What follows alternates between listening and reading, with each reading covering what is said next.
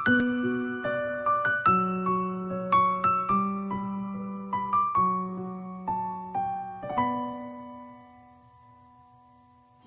damla aksam sana, doldurur musun kalbini benimle? Yoksa sen de taşıyamaz da döker misin beni yerlere? Yağmur olsam, yağsam sana, ıslatır mısın kendini benimle? Yoksa sen de dayanamaz da kaçar mısın en kuytu yerlere?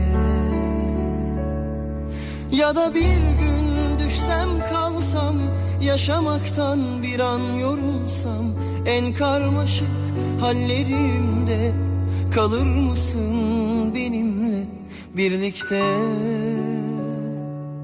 Yoksa sen de dayanamaz da kaçar mısın bambaşka ellere? İyi günümde, kötü günümde, hayatımın her yerinde, aşk denilen bu resimde durur musun benimle birlikte? Yoksa sen de dayanamaz da gider misin bambaşka düşlere? Seviyorum seni desem, sever misin sen de bilmem. Tutar mısın ellerimden, sana doğru düşersem? Gözümün nurusun desem, sever misin sen de bilmem.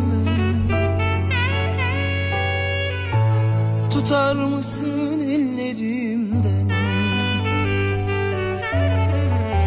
sana sonsuz güvensem?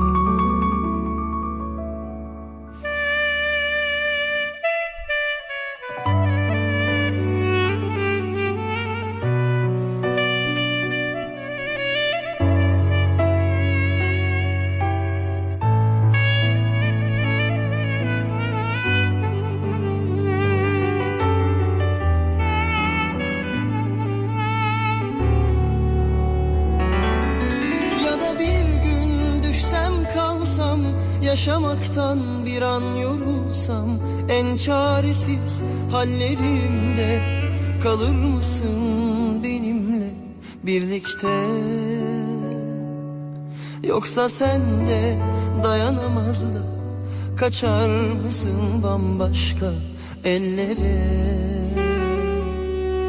İyi günümde, kötü günümde, hayatımın her yerinde, aşk denilen bu resimde durur musun benimle birlikte? Yoksa sen de dayanamaz da gider misin bambaşka düşlere? Seviyorum seni desem, sever misin sen de bilmem. Tutar mısın ellerimden, sana doğru düşersem? Gözümün nurusun desem, sever misin sen de bilmem. Tutar mısın ellerimden, sana sonsuz güvensem?